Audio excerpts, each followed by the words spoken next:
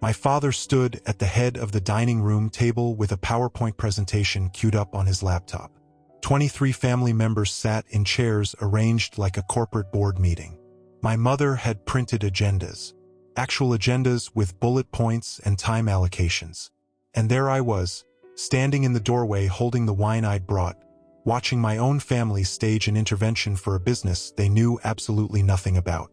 "Marcus," my father said, gesturing to an empty chair they'd positioned at the center like I was about to be interrogated. "We're here because we care. We're here to help you fix this before it's too late." My brother Eric leaned back in his chair with his arms crossed, wearing the expression of someone who'd been proven right about something. My sister Jennifer had her phone in her hand, thumb hovering over the screen like she was prepared to take notes on my failure. I didn't yell. I didn't defend myself. I set the wine down on the sideboard and said, "What exactly do you think needs fixing?" My father clicked to the first slide. It was a stock photo of a sinking ship. "Your company, son. Your failing startup. We've been watching you struggle for 5 years. It's time to face reality and let us help you transition to something more stable." I stood there for exactly 3 seconds, watched my sister smirk, watched my mother look at me with that disappointed expression I'd seen my entire life, watched Eric's satisfied smile. Then I pulled out my phone, opened it to the Forbes article that had published that morning, and held it up. "Maybe someone should read this first," I said. My cousin Daniel, sitting closest to me, squinted at the screen, started reading aloud without thinking. Marcus Chun, 34, founder and CEO of Nextech Solutions, named to Forbes 30 Under 30 for his groundbreaking work in AI infrastructure. His company, valued at $47 million following a Series B funding round. He trailed off, looked up at me, looked back at the phone. "Wait, this is you." The room went dead silent. I didn't explain, didn't gloat, didn't do anything except walk out of that house, get in my car, and drive away. For hours later, my grandfather showed up at my apartment with a banker's box full of documents that explained 34 years of sabotage disguised as concern. I should have seen it coming. The intervention, the signs had been building for months. But I'm getting ahead of myself. Let me back up to the morning it all started, because understanding what happened that Sunday requires understanding what had been happening every Sunday for the previous 3 decades. The alarm went off at 5:30 like it always did. I rolled out of bed in my apartment in Palo Alto, the one-bedroom place that cost more per month than most people's mortgages but was worth it for the location. Close to the office, close to investors, close to the ecosystem that had turned my idea into a $47 million company in 5 years. I'm Marcus Chen, and at 34 years old, I'd built something that most entrepreneurs spend their entire lives chasing. A successful tech startup. Real revenue, real growth, Series B funding that had closed 3 weeks ago, and a spot on the Forbes 30 Under 30 list that would be published that morning, though I was the only one who knew it was coming. My morning routine was precise. Coffee first, black, no sugar, then 45 minutes of email before my first meeting at 7. I was reviewing cap tables when the Forbes notification hit my phone. There it was. My face, my company, my story condensed into 3 paragraphs that made 5 years of 80-hour weeks sound effortless. I read it 3 times, checked the company's Slack to see if anyone had noticed yet. They had. The channel was exploding with congratulations, gifts, emojis, the kind of celebration that happens when your team realizes the rest of the world finally sees what you've been building. I should have been thrilled, should have been calling people, sharing the news. But all I could think about was that my family was going to see this, and they were going to lose their minds. See, my family had a very specific narrative about my life, and that narrative did not include success. It included struggle, poor decisions, wasted potential, a startup that was clearly failing despite my insistence otherwise. They'd been writing that story about me since I told them I was leaving my job at Google 5 years ago. "You're making a mistake," my father had said. "You have a stable job, good benefits, a clear career path. Why would you throw that away for some risky venture?" I tried to explain, tried to tell them about the technology I developed, the gap in the market, The investors who were interested, they hadn't wanted to hear it. My mother had actually cried. "We raised you to be smarter than this," she said. Like I was dropping out of high school instead of leaving a Fortune 500 company to build something of my own. My brother Eric had been the most vocal. Eric, who'd taken a job at my father's accounting firm right out of college and had been there for 12 years. Eric, who'd never taken a risk in his life and was proud of it. "You'll be back at Google in a year," he said, "begging for your old job, if they'll even take you."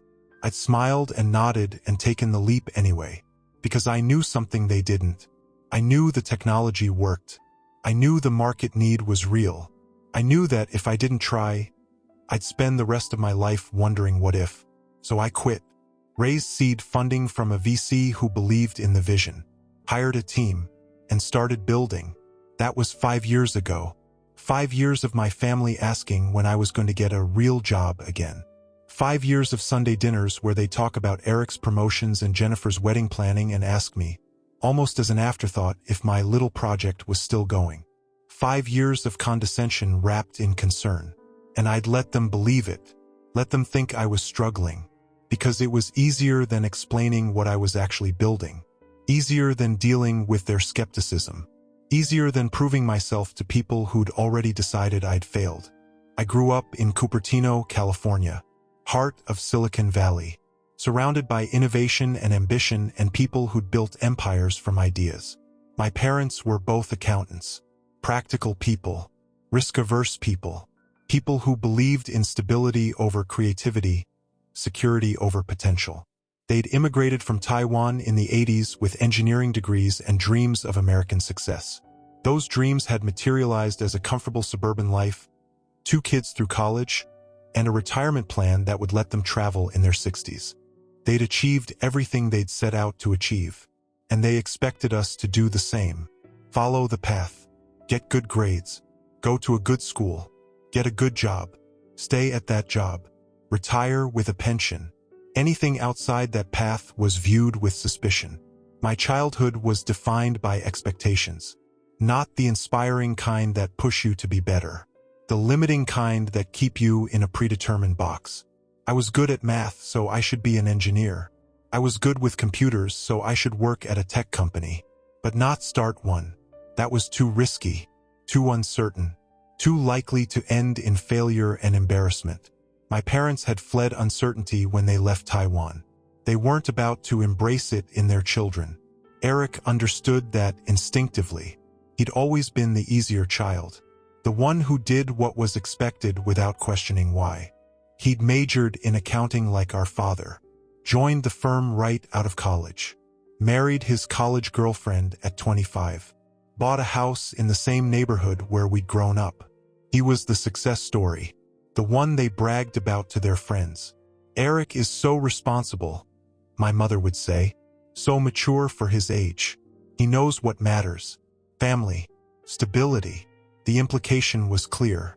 I was irresponsible, immature, didn't know what mattered, because I asked questions, because I wanted to build something instead of maintaining something someone else had built, because I looked at the path laid out for me and thought, what if there's another way? Jennifer fell somewhere in between.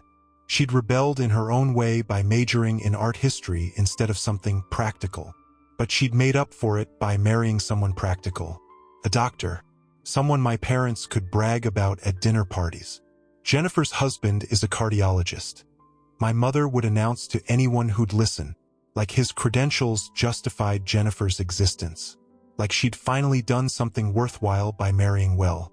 Jennifer and I had been close as kids, but somewhere in our 20s, she'd started looking at me the way our parents did, with a mixture of pity and disappointment, like she'd figured out the secret to making them proud and couldn't understand why I hadn't figured it out too. I excelled in school because that's what you did in my family. Perfect grades weren't celebrated. They were expected. I got into Stanford, which should have been a triumph. My parents' reaction was, "Of course you did. We raised you properly." I majored in computer science because I loved it. The logic of code, the creativity of building systems, the possibility of creating something from nothing but an idea and a keyboard. My father thought it was a waste. You should do electrical engineering, he said. More stable career prospects. I ignored him and dove into CS. Spent my summers interning at startups instead of big companies. Watched founders turn ideas into products. Watched teams scale from 5 people to 50. Watched the magic of creation in real time. And I knew that's what I wanted to do. Build, not maintain. Create, not optimize. Take something from 0 to 1, not from 100 to 101. After graduation, I got offers from Google, Facebook, and a handful of smaller companies. I chose Google because it was the most prestigious, the one that would make my parents proudest. I was right. The day I told them I'd accepted the offer, my father actually hugged me. First real hug I'd gotten from him since I was a child. You did it, he said. You made the right choice. I worked at Google for 3 years. Good salary, great benefits, interesting problems to solve. But I was a cog, a talented cog in a well-oiled machine, but still just a cog. I wasn't building anything new. I was maintaining and improving things that already existed. And I was dying inside, slowly, quietly, in a way that nobody around me seemed to notice or care about. My performance reviews were excellent. My compensation went up every year. My parents were thrilled, and I was miserable. The idea for Nextech Solutions came from a problem I kept seeing at Google. We had amazing AI infrastructure, but it was built for Google scale, for massive datasets and enormous computational resources. Smaller companies couldn't access that level of technology, couldn't afford it, couldn't implement it. There was a gap in the market for AI infrastructure that was powerful but accessible, scalable but affordable, enterprise-grade but small business-friendly. I spent a year developing the prototype in my spare time, nights and weekends, the kind of schedule that killed relationships and social lives but produced working code. I filed for the patents, built the pitch deck, started having coffee meetings with VCs who might be interested, and then I quit my job. The day I told my parents was brutal. We were at Sunday dinner, the weekly ritual I'd been attending my entire life. Eric was there with his wife, Jennifer with her husband. My parents had made my mother's famous dumplings. Everything felt normal until I opened my mouth. I have some news, I said. I'm leaving Google. I'm starting a company. The table went silent. My mother's chopsticks froze halfway to her mouth. My father's face went red. The kind of red that meant he was furious but trying to control it in front of everyone. What do you mean, starting a company? He said, each word precise, clipped. I explained the idea, the technology, the market opportunity, the investors who were interested. I thought if I spoke their language, numbers, projections, market analysis, they'd understand. They didn't. This is insane, my father said. You have a job at Google. Do you know how many people would kill for that opportunity? And you're throwing it away for what? Some fantasy about being the next Steve Jobs. My mother was crying, actually crying. Where did we go wrong? She asked. Not to me, to my father, like I wasn't even there. We gave him everything, the best schools, the best opportunities, and this is how he repays us. Eric looked at me with something close to contempt. You'll regret this, he said. You'll be back at Google in a year, hat in hand, hoping they'll take you back. If they do, you'll be lucky. Jennifer didn't say anything, just looked down at her plate, embarrassed to be related to me, embarrassed by my poor judgment, embarrassed that I was about to become the family failure. I tried to explain, tried to tell them about the due diligence the VCs had done, about the advisors who believed in the vision, about the team I was assembling. They didn't want to hear it, didn't want facts or data or evidence. They wanted me to admit I was making a mistake, to back down, to return to the safe, predictable path they'd laid out for me. I didn't. I stood up, thanked them for dinner, and left. Drove home knowing I just disappointed them in a way that might be permanent. But I did it anyway, because sometimes disappointing the people who don't believe in you is the only way to become the person you're meant to be. The first year was brutal, not because the business was failing, because I was juggling everything. CEO, CTO, head of sales, customer support. I was wearing every hat because we couldn't afford to hire for most positions yet. We were building in stealth mode, perfecting the technology before we launched. The investors believed. The advisors believed. My team believed. But my family, they were waiting for me to fail. At Sunday dinners, they'd ask questions designed to highlight my struggle. How many customers do you have? Are you making money yet? When do you think you'll break even? The questions weren't curious. They were prosecutorial, looking for evidence of failure they could point to and say, "We told you so." I answered honestly, "We're pre-launch. We're building the product first. No, we're not profitable yet. That's normal for a startup at this stage. Break even is probably 3 years out, which is ahead of schedule for enterprise software." They'd nod with expressions that said they didn't believe me, that said I was delusional, that said I was failing and just didn't want to admit it. My grandmother was the only exception. My mother's mother.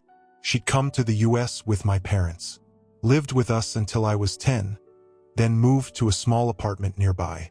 She was the one who'd taught me to take risks, to think for myself, to question whether the path laid out for me was actually the right path. "Your parents," she'd say, "they're scared people. They ran from something in Taiwan, and they've been running ever since. Running towards safety, towards stability. They think if they can control everything, they'll never be scared again. But that's not living. That's just existing." She died when I was 28, 3 years before I started the company. But I thought about her words constantly, about not just existing, about actually living, about taking the risks that make life worth the fear. I wished she could have seen what I was building, wished she could have been there to say, "I told you so" to my parents when the company succeeded. But she wasn't, and I had to do it without her validation, without anyone's validation except my own and the market's. Year 2 we launched. The response was overwhelming. Companies were desperate for accessible AI infrastructure. Our first 50 clients signed up in 3 months. Revenue started flowing. Not profits yet. We were still in growth mode, still building the team, still expanding the product. But the trajectory was undeniable. We were going to make it. I tried to share this with my family. "We signed a Fortune 500 company today," I told them at dinner. "Major validation for the technology." My father nodded absently. "That's nice, Marcus. Eric, tell everyone about your promotion." The conversation moved on like I hadn't spoken, like my achievement was a minor footnote compared to Eric's new title at the accounting firm. I stopped trying to share, stopped bringing up the company unless they asked directly. And when they did ask, I gave vague answers. "It's going fine.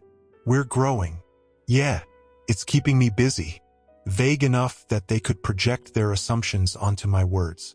Assume I was struggling. Assume I was barely keeping afloat. Assume that any day now, I'd admit defeat and get a real job. Year 3, we closed Series A. $5 million from a top-tier VC firm. The kind of funding that meant we were serious. That meant people with actual money believed in what we were building. I didn't tell my family about the funding round. Didn't mention the valuation. Didn't share that I was now, on paper at least, worth millions. Because I knew they wouldn't understand. Wouldn't celebrate. Would find some way to diminish it or warn me about the risks or remind me that paper money isn't real money. So I kept quiet. Went to Sunday dinners and listened to them talk about Eric's latest client and Jennifer's redecorating project and my father's golf game. And when they asked about me, I said, "Work is busy. Same as always."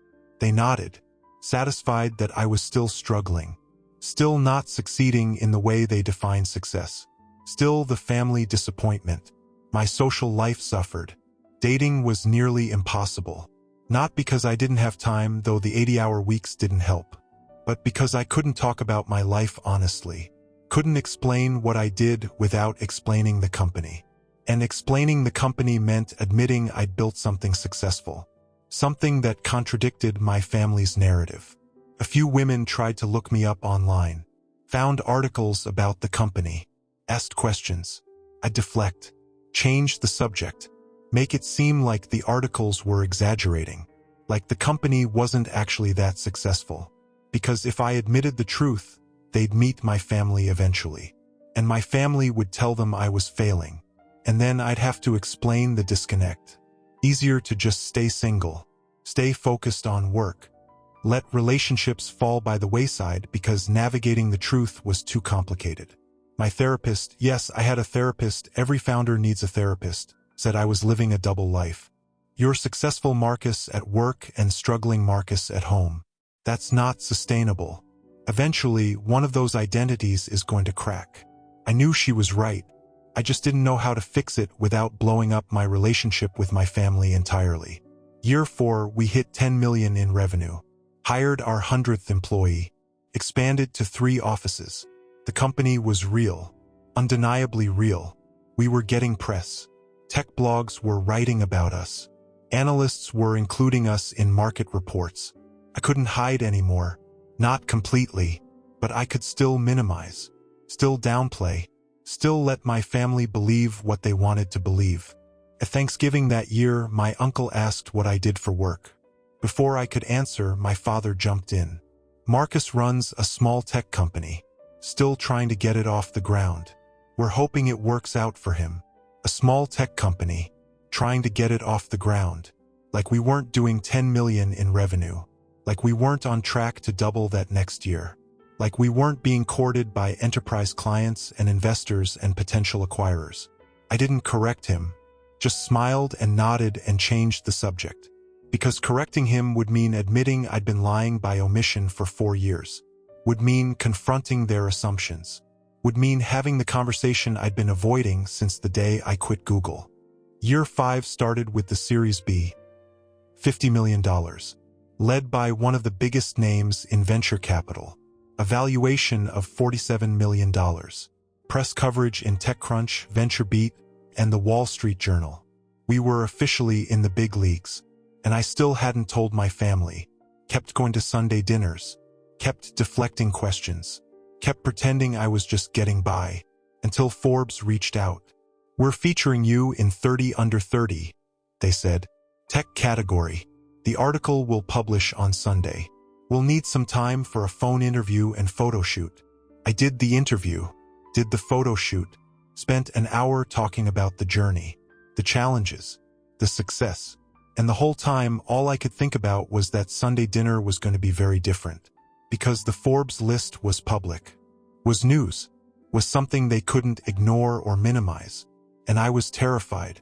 Saturday night, I couldn't sleep. Kept imagining how Sunday was going to go. Would they be proud? Would they apologize for doubting me? Would they finally see me as successful instead of struggling?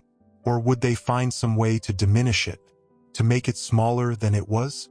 To protect their narrative that I'd made a mistake? I didn't know, but I knew I couldn't avoid it. Couldn't skip Sunday dinner without explaining why. And explaining why would mean admitting I'd been hiding my success, which would raise questions about why I'd been hiding it, which would require honesty about how they'd made me feel like a failure for 5 years. I fell asleep around 4 in the morning and woke up 3 hours later to my phone exploding with messages. The Forbes list was out. The tech community was celebrating. My team was thrilled. Investors were congratulating me. And my family hadn't texted once. Not one message. Not one call. Nothing. I checked the family group chat. They were discussing what time everyone was arriving at dinner. Making jokes about my father's cooking. Planning who was bringing what. My name on Forbes hadn't even registered. Or if it had, they weren't mentioning it. I almost didn't go. Thought about texting that I was sick. That I had a work emergency. Anything to avoid the confrontation. But I went. Because I wanted to see their faces when they found out. Wanted to watch them realize they'd been wrong about me for 5 years. Wanted the vindication I'd earned.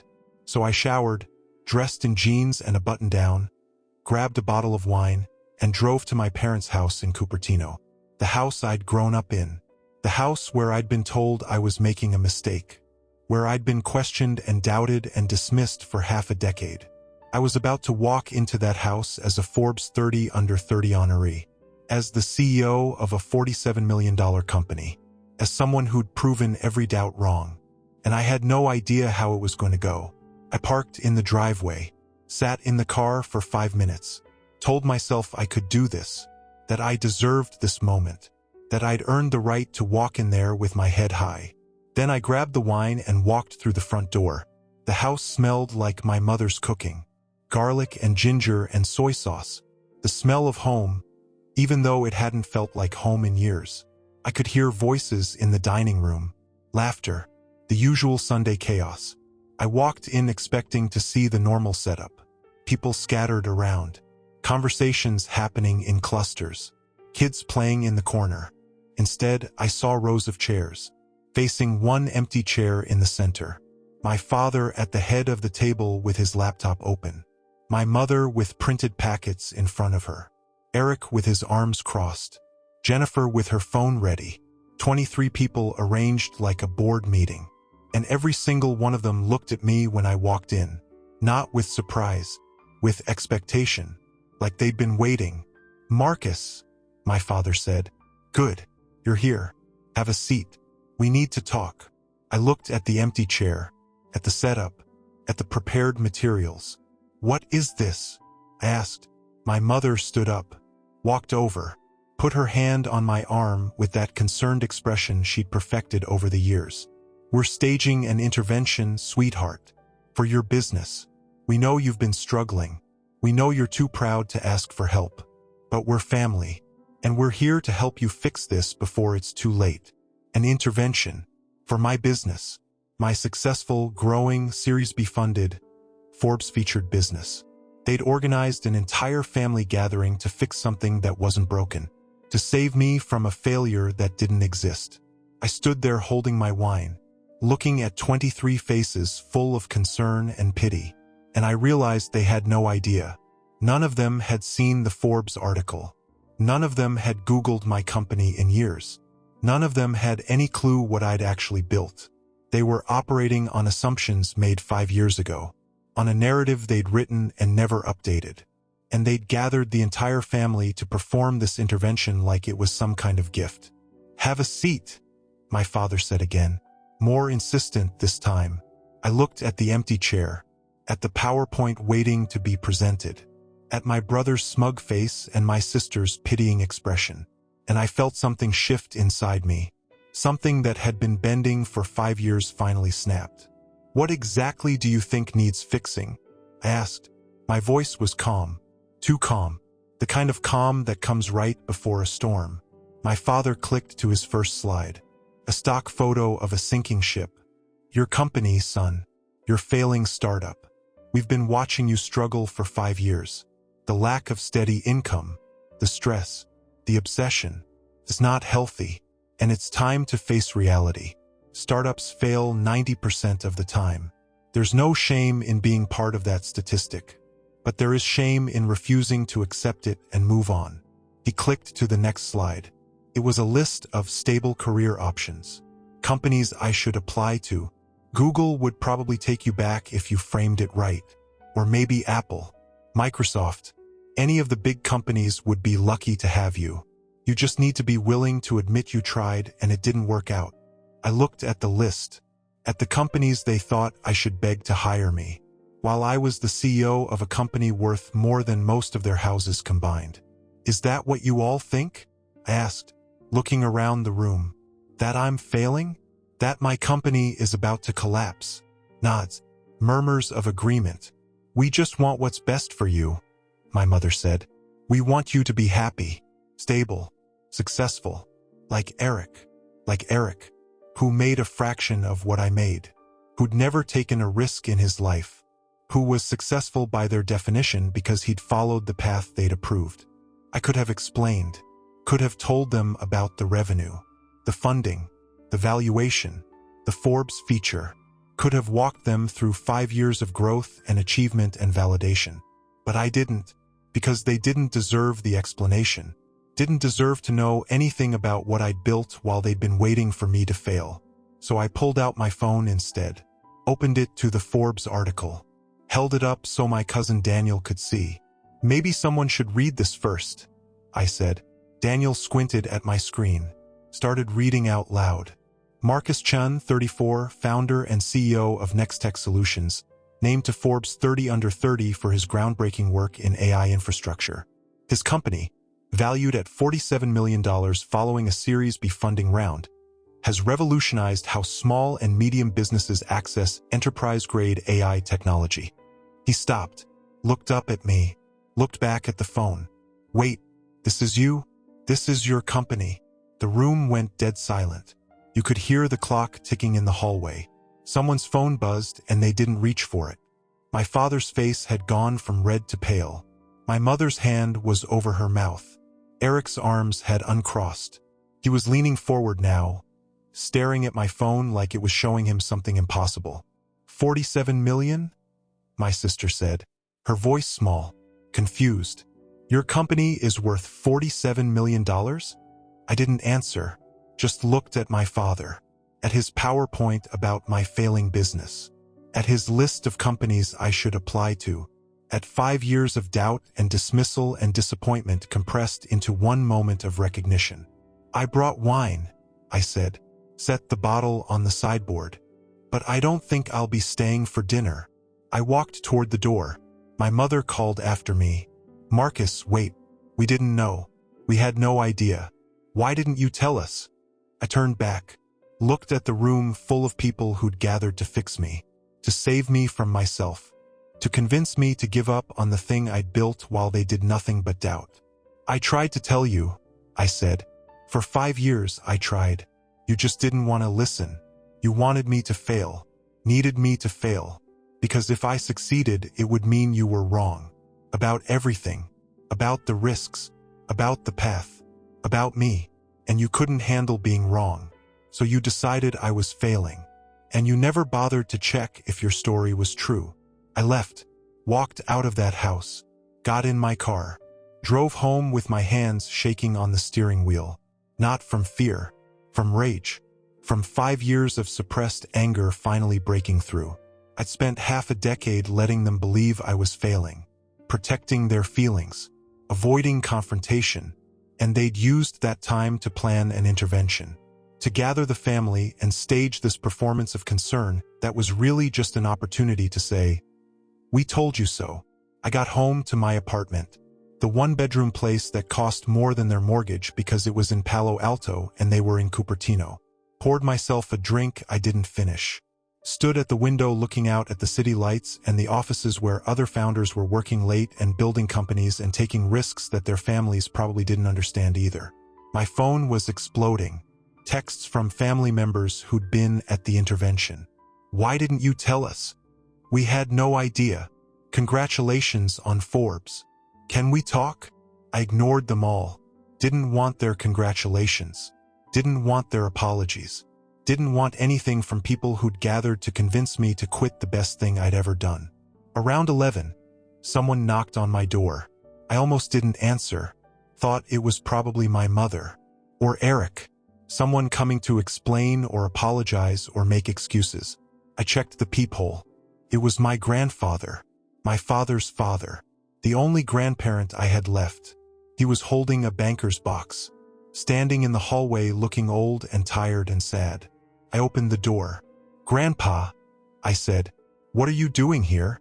He didn't answer, just walked past me into the apartment, set the box down on my dining table, looked at me with eyes that had seen too much and were about to see more.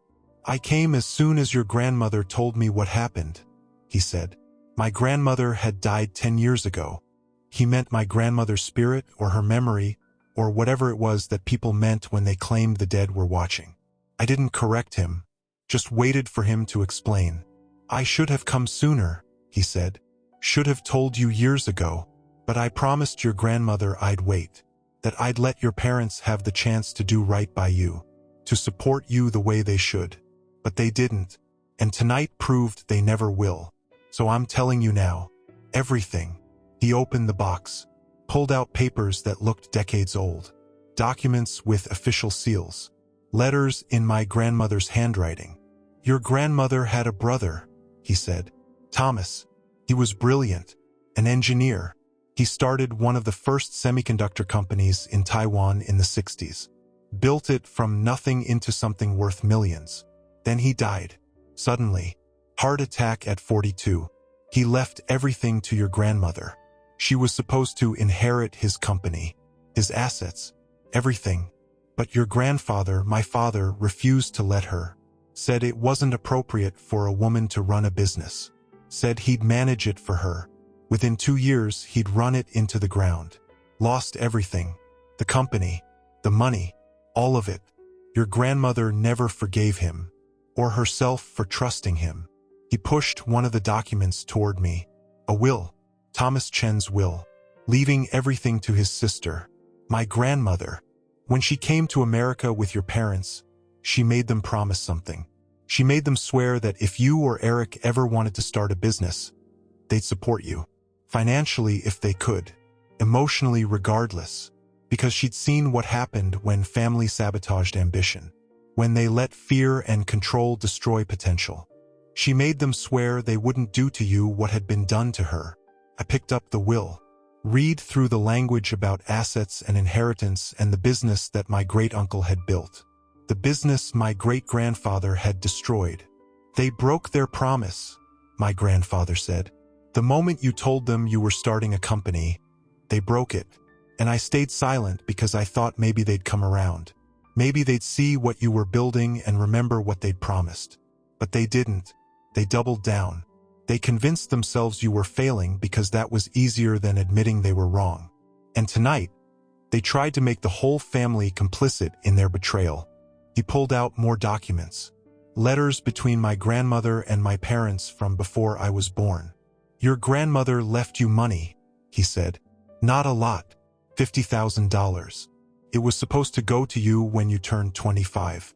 For whatever you needed. College. A house. Starting a business. Anything. She specified that in her will. Your parents were the executors. They were supposed to give it to you with a letter explaining about her brother. About his company. About what happens when family doesn't support each other. I felt my chest tighten. I never got any money when I turned 25, I said. My grandfather nodded grimly.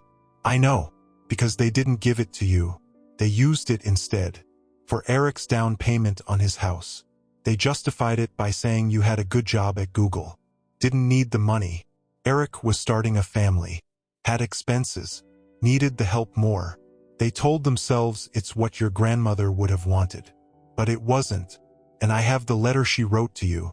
The one they were supposed to give you with the money. He handed me an envelope. Yellowed with age. My name written in my grandmother's careful handwriting. For Marcus, on his 25th birthday. I couldn't open it. Not yet. Not while my grandfather was watching. Not while I was still processing that my parents had stolen my inheritance to give to my brother. They did it because they were scared, my grandfather said.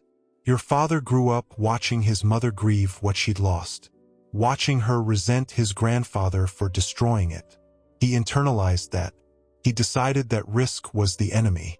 That stability was the only path to safety. And when you chose risk, you became everything he feared. Everything his grandfather had been. So he tried to stop you. Tried to convince you to give up. And when you didn't, he convinced himself you were failing. Because the alternative, accepting that you were succeeding where his grandfather had failed, was too painful. I looked at the box full of documents. Evidence of broken promises and stolen money and family betrayal disguised as concern. Why are you telling me this now? I asked. My grandfather sat down heavily in one of my chairs. Because you deserve to know the truth.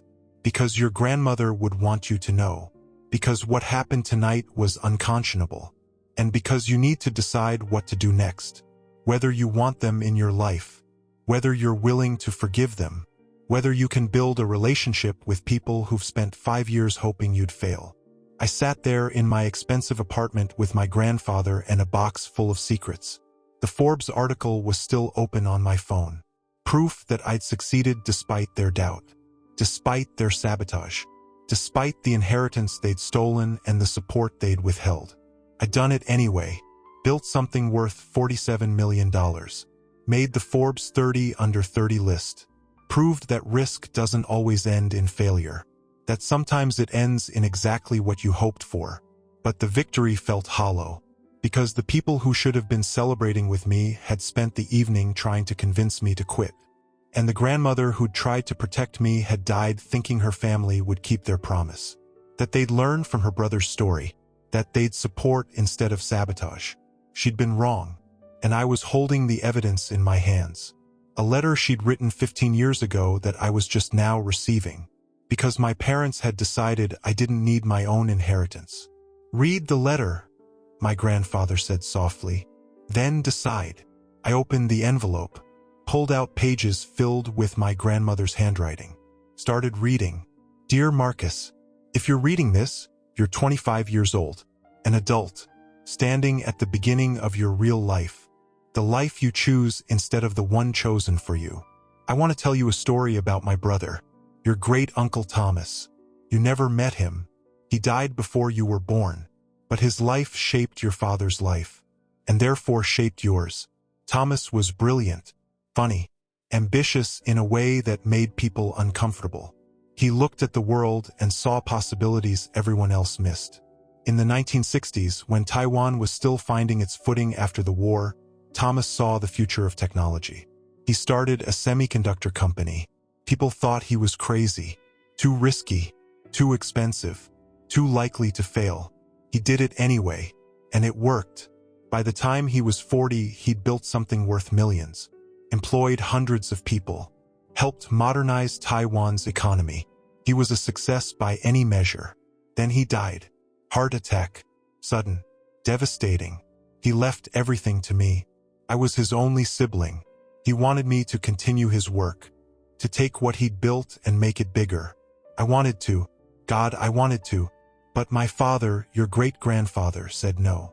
Said it wasn't appropriate for a woman. Said he'd manage it for me. I trusted him.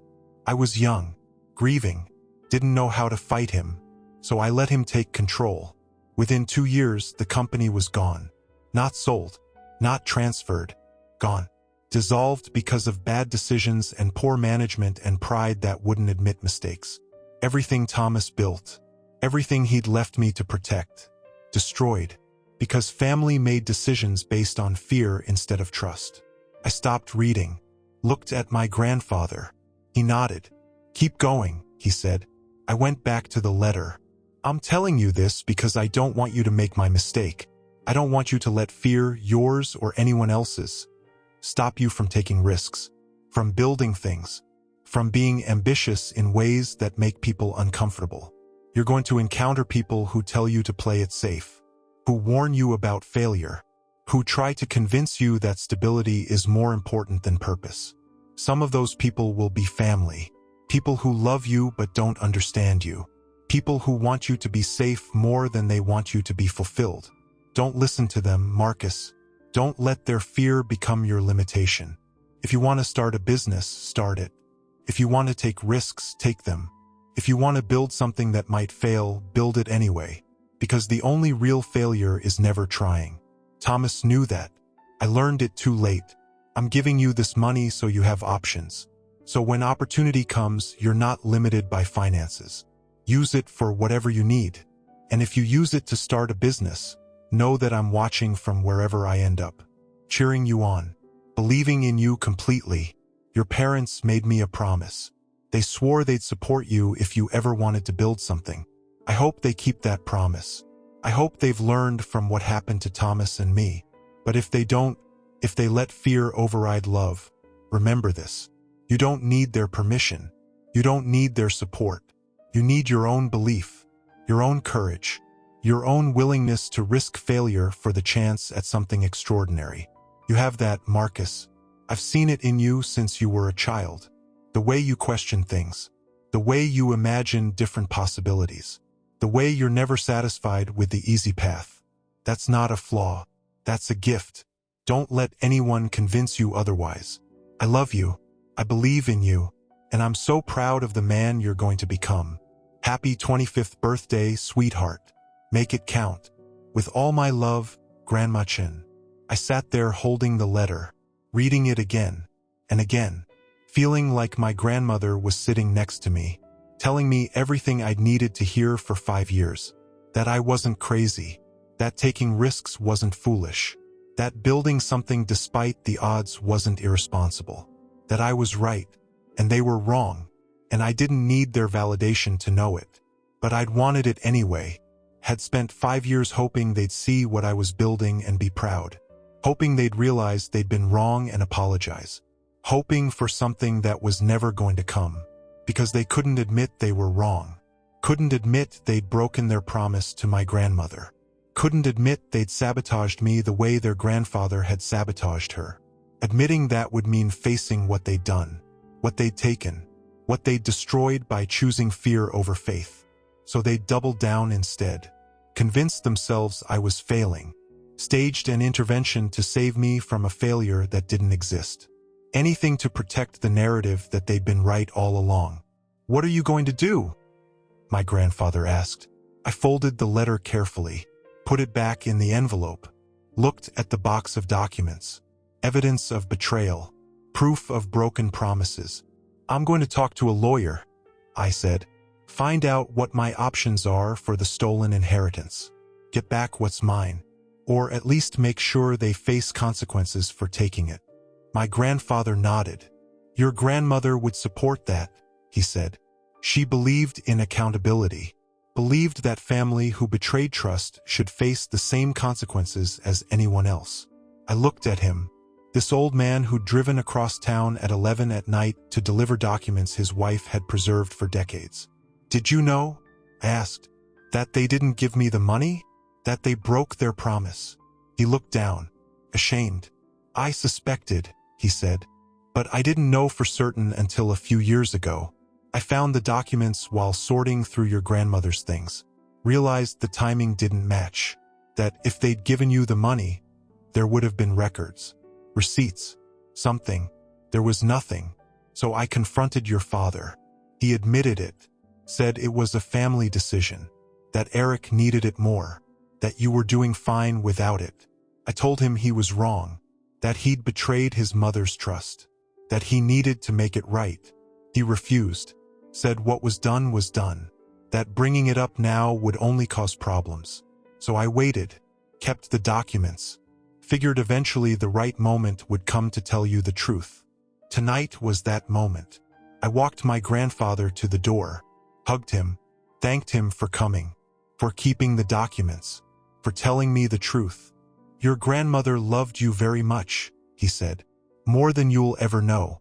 She saw in you what she'd seen in Thomas. That spark, that refusal to settle, that willingness to risk everything for something meaningful. Don't let them take that from you. Don't let their fear make you doubt yourself. He left. I locked the door behind him, went back to the dining table where the box of documents sat. Evidence of everything I'd suspected but hadn't wanted to believe. That my family's doubt wasn't concern. It was sabotage. That their intervention wasn't help. It was an attempt to control. That their love, if it was even love, came with conditions I'd never be able to meet. Because the condition was that I fail, that I prove them right, that I validate their worldview by giving up and returning to the path they'd approved. And I'd spent 5 years refusing to give them that satisfaction, refusing to fail, refusing to quit, building something despite their doubt, proving that sometimes the risk is worth it, that sometimes the unconventional path leads somewhere extraordinary, that sometimes the people who love you are wrong, and their wrongness doesn't diminish your rightness. Monday morning, I woke up to 237 text messages. Family members who'd been at the intervention, friends who'd seen the Forbes article, team members congratulating me, investors checking in. The world had moved on, celebrated my success and moved forward. While I was sitting in my apartment surrounded by evidence of family betrayal, I ignored all of it, called my lawyer instead. "I need to discuss a stolen inheritance," I said. $50,000 that was supposed to be given to me 9 years ago. I have documentation, a will, letters, proof that my parents took money that wasn't theirs. My lawyer asked questions, took notes, said he'd need to review everything, that there might be a statute of limitations. That even if there wasn't, suing family was complicated. Messy. I don't care about messy, I said. I care about accountability. They stole from me. They broke a promise to my dying grandmother. And then they spent 5 years telling me I was failing while funding my brother's life with my inheritance. I want them to face consequences. He said he'd look into it. Get back to me by end of week. I thanked him and hung up. Felt something settle in my chest. A decision made. Path chosen. I was done protecting people who'd never protected me. Done avoiding conflict with people who'd been happy to create it. Done being the bigger person when the bigger person just meant being the easier target. Tuesday, my mother showed up at my office. Got past security by saying she was family. Marched into my corner office like she had the right. "Marcus, we need to talk about this," she said. No greeting. No acknowledgement of the space. Just demands. I looked at her. This woman who'd raised me and doubted me and stolen from me. This woman who'd planned an intervention to fix a business that was thriving. This woman who'd promised her dying mother she'd support me and had spent 5 years doing the opposite. "I don't think we have anything to talk about," I said. She sat down anyway, uninvited. "You embarrassed us," she said. "Walking out like that, in front of the whole family. We were trying to help you, trying to show we care. And you humiliated us by throwing Forbes in our faces like we should have known. How were we supposed to know? You never told us." I leaned back in my chair, the CEO chair, in the office I'd earned, in the company I'd built, while she and my father had been betting on my failure. "I tried to tell you," I said, "every Sunday for 5 years. You didn't want to listen, didn't want to believe, wanted me to fail so badly that you convinced yourselves I was failing. Saw what you wanted to see, and then you organized an intervention based on fantasy." She shook her head. "We didn't want you to fail. We wanted you to be realistic, to understand that most startups don't succeed. We were preparing you for the inevitable." "The inevitable," I repeated. "You were preparing me for something you decided was inevitable, not something that was actually happening. There's a difference." She looked away, uncomfortable. "We did what we thought was right," she said. "What any good parents would do. Try to protect their child from disappointment." I opened my laptop, pulled up the bank records my lawyer had requested, showed her the transfers from my grandmother's estate. "Tell me about the $50,000, I said. "The money Grandma left me. The money you were supposed to give me on my 25th birthday. Where is it?" Her face went pale. "How do you know about that?" Not denial. Not what money. Just shock that I knew. "Grandpa told me. Showed me the will. Showed me Grandma's letter. The letter you were supposed to give me with the money. Told me you gave it to Eric instead. For his house. Without asking me. Without telling me. Without keeping the promise you made to your dying mother." She stood up. Started pacing. "That money. Marcus, that money was... We made a family decision. Eric was starting his life. He needed help. You had a good job. Didn't need it. We thought it was the right choice."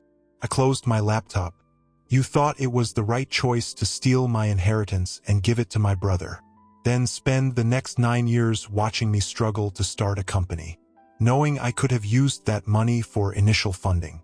Knowing it was meant for exactly that purpose. And you said nothing. Did nothing. Let me believe I was on my own." She was crying now. "We didn't think of it as stealing. We thought of it as redistributing. As doing what was best for the family." I stood up. "I'm going to ask you to leave now," I said. "And I'm going to suggest you hire a lawyer. Because mine is reviewing the case. And he thinks I have grounds to sue for the full amount plus interest. That's about $83,000 now. I'll be filing by the end of the week." She looked at me like I'd slapped her. "You're going to sue us? Your own parents? Over money?" I walked to the door, opened it.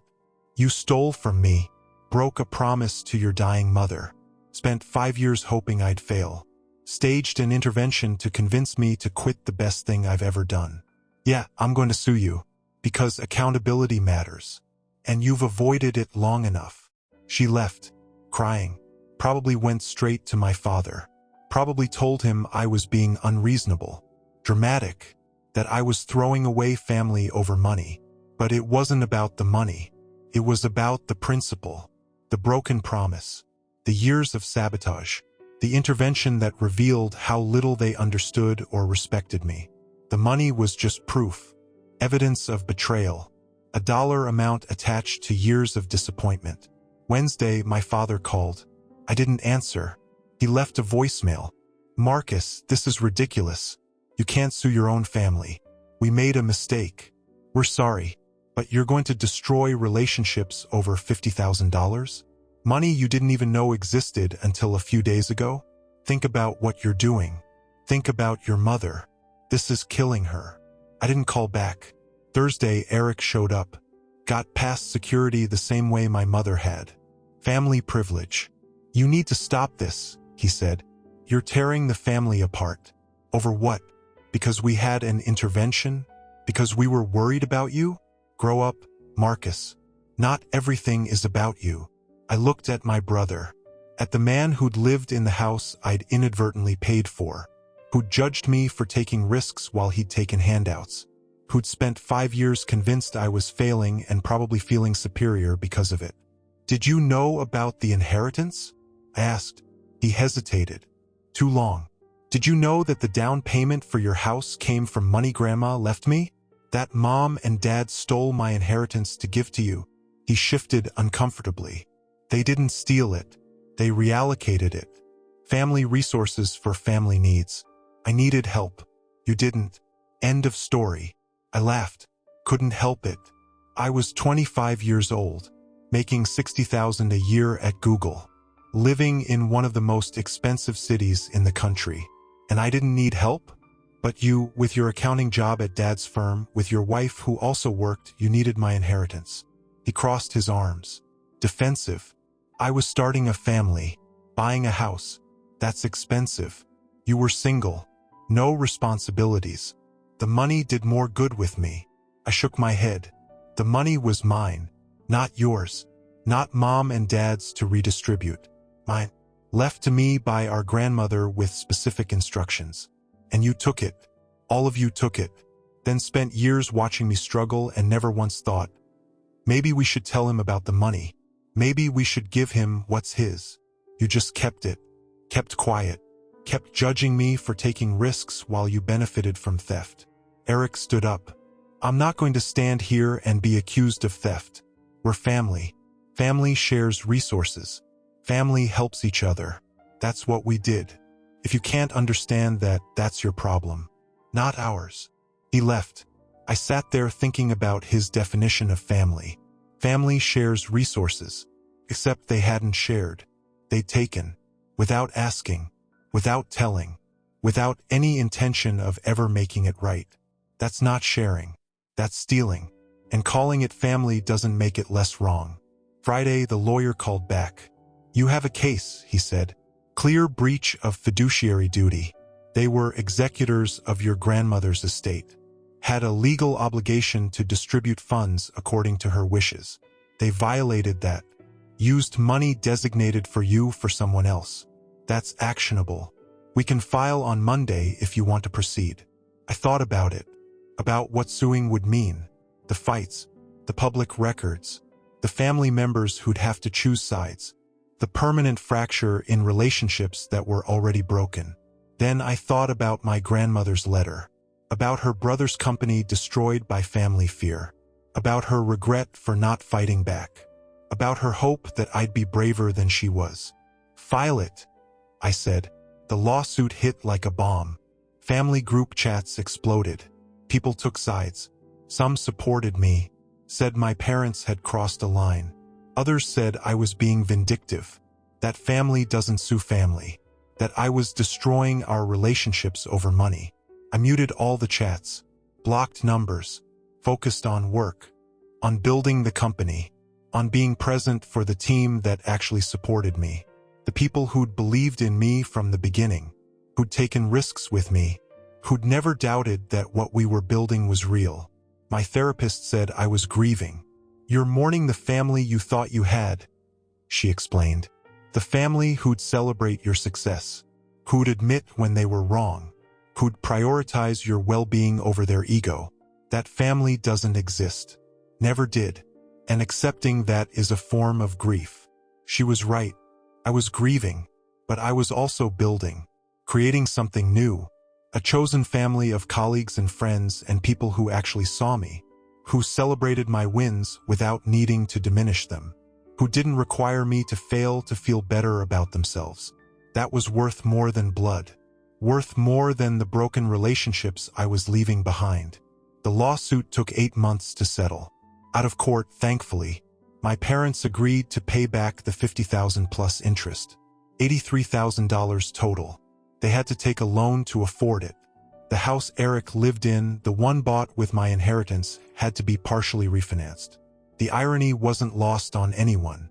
I didn't take pleasure in it, didn't feel victorious, just felt tired. Tired of fighting for recognition from people who'd never wanted to give it. Tired of proving myself to people who'd decided long ago I wasn't worth believing in. Tired of carrying the weight of their disappointment like it was my responsibility. I deposited the settlement check, donated the entire amount to a scholarship fund for first-generation entrepreneurs. Kids whose families didn't understand startups, who were taking risks without support, who needed to know that success was possible even when everyone around you is betting on failure. Named it the Thomas Chun Memorial Fund, after my great-uncle, the man whose story had shaped mine without me knowing it, the man whose business had been destroyed by family fear, whose legacy was a warning about what happens when you let other people's limitations become your own. I'm 35 now, 1 year since the intervention that changed everything. I don't talk to my parents, haven't spoken to them since the settlement.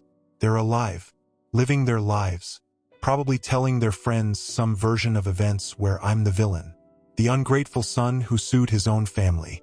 I don't care anymore, don't need their approval, don't need their validation, don't need anything from people who needed me to fail to feel successful themselves. I see my grandfather regularly, every Tuesday for lunch. He tells me stories about my grandmother, about her brother, about the family history I never knew. He's the only family I have left, the only one who supported me before it was convenient, who told me the truth when everyone else was protecting lies. Eric sent an email last month. I'm sorry, it said, for doubting you, for taking the money, for not standing up for you. I was wrong. We all were. I hope someday you can forgive us. I didn't respond, not because I'm holding a grudge, but because forgiveness requires relationship. And we don't have that anymore. We're strangers who happen to share DNA. People who grew up in the same house but never really knew each other. You can't forgive someone you don't know. You can only let go of the expectation that they'll ever be who you needed them to be. The company is doing well. Series C is closing next month. $100 million valuation. We're hiring aggressively, expanding internationally, building something that's going to outlast me. Something I'm proud of, not because it proved my family wrong, but because it proved me right. Proved that taking risks is sometimes the smartest choice. That building something from nothing is possible. That success isn't defined by other people's approval but by your own satisfaction with the work you're doing. Jennifer reached out last week. Left a voicemail. I miss you, she said. I know I wasn't there for you. I know I doubted you. I'm sorry. Can we get coffee? I'd like to try to rebuild what we had. I thought about it. About whether rebuilding was possible. Whether I wanted to invest energy into a relationship with someone who'd stood by while our parents staged an intervention. Who'd laughed when Eric mocked me. Who'd never once questioned whether their assumptions about my failure were true. I decided no. Not because I'm unforgiving, but because some relationships aren't worth rebuilding. Because sometimes the healthiest choice is to let go. To stop trying to force connection with people who've proven they don't understand you. To build something new with people who do. I'm seeing someone, Rebecca. She's a product manager at a different startup. Understands the chaos of startup life. The long hours, the stress, the exhilaration when something works and the despair when something doesn't. We met at a founder's dinner 6 months ago. She asked what I did. I told her the truth. Didn't minimize. Didn't deflect. Told her about Nextech. About the Series B. About the Forbes feature. About building something I believed in despite everyone around me saying it wouldn't work. She didn't look impressed by the valuation. Didn't care about the Forbes list. Asked instead about the technology. About the problem we were solving. About what got me up at 5:30 every morning. We talked for 3 hours. She didn't Google me. Didn't look up my company valuation. Just listened and asked questions and treated me like a person instead of a success story. That felt revolutionary. We've been together 6 months now. Slow. Intentional. Building trust instead of rushing into something. She's met my grandfather. Had Tuesday lunch with us. Heard stories about my grandmother and my great-uncle. Asked thoughtful questions about family and legacy and what it means to build something meaningful. She hasn't met my parents. I told her about the intervention, the lawsuit, the settlement. She said, "Families are complicated, but you deserve people who celebrate you instead of sabotaging you. If your parents aren't those people, that's their loss, not yours." She gets it, gets me. Doesn't need me to explain why I chose the path I chose. Doesn't need me to justify risks or defend decisions. Just accepts that I'm someone who builds things. Someone who takes chances. Someone who'd rather fail trying than succeed playing it safe. Last month, I went back to the cemetery where my grandmother is buried. First time since she died. I brought flowers. Sat on the grass by her headstone. "Hi, Grandma," I said. Felt silly talking to a stone, but did it anyway. "I wanted to tell you I read your letter. The one you wrote me for my 25th birthday. I'm sorry I didn't get it when I was supposed to, but I got it when I needed it. And it changed everything." The wind picked up, moved through the trees, almost like an answer. "I built a company," I continued. "The kind of company Uncle Thomas would have been proud of. The kind that takes risks and solves problems and does something meaningful. It's worth $47 million now. Forbes put me on their 30 under 30 list. I know you don't care about valuations or lists, but you'd care that I did it despite everyone telling me not to. That I took the risk anyway. That I didn't let their fear stop me. I touched the stone. Cold granite under my fingers. Mom and Dad broke their promise to you. Took the money you left me. Gave it to Eric. Spent years hoping I'd fail. I sued them for it. Got the money back. Donated it to a scholarship fund in Uncle Thomas's name. For kids whose families don't support their dreams. I thought you'd approve of that. Using the money the way you intended. Just taking the long way to get there. I sat there for an hour, talking to my grandmother, telling her about the company, about the lawsuit, about my grandfather's Tuesday lunches and Rebecca and the life I was building without my parents in it. I forgave them, I said, not because they deserved it, but because holding on to anger was taking energy I needed for other things. For building. For loving people who actually love me back. For being the person you believed I could be. So I let it go. The anger, the disappointment, the wish that they'd been different. I let all of it go. And it feels like breathing for the first time in 35 years. I stood up, brushed grass off my jeans, looked at the headstone one more time. "Thank you," I whispered, "for the letter, for believing in me, for trying to protect me even after you were gone, for showing me what family is supposed to look like.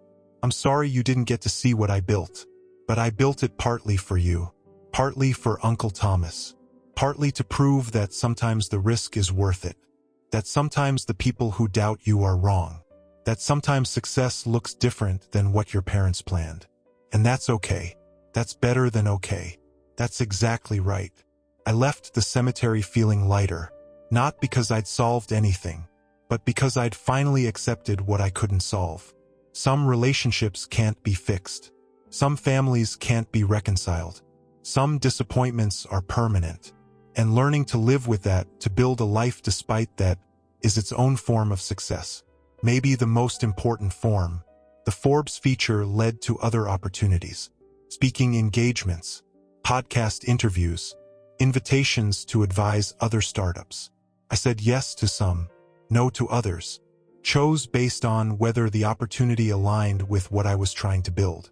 Not my company, myself. The version of me that wasn't defined by my family's expectations. That wasn't trying to prove anything to people who'd already made up their minds. That was just building because building is what I love. Creating solutions to problems. Leading teams. Taking ideas from 0 to 1. That's who I am. Not someone's disappointing son. Not someone's doubted brother. Just Marcus. CEO. Founder. Entrepreneur. Person who took a risk and had it pay off. Person who's still taking risks every day. Because that's what building requires. Constant risk. Constant uncertainty. Constant faith that the next decision won't be the one that breaks everything. My parents will never understand that. Will never understand why I choose that uncertainty over the safety of a corporate job. Will never understand that safety isn't actually safe if it means dying slowly inside. Will never understand that I'd rather fail spectacularly doing something meaningful than succeed quietly doing something that doesn't matter. And that's okay.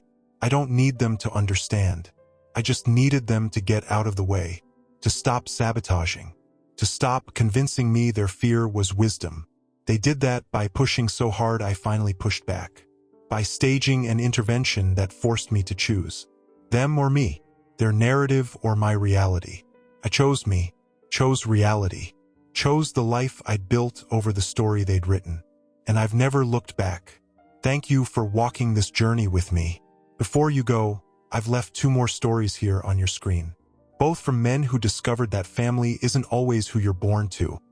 It's who stands by you when the truth comes out. Click on whichever one calls to you. And if you want to join our community of people who understand what it's like to be the outsider looking in, that notification bell is your invitation. Until tomorrow, remember, your story matters, even if they tried to erase it.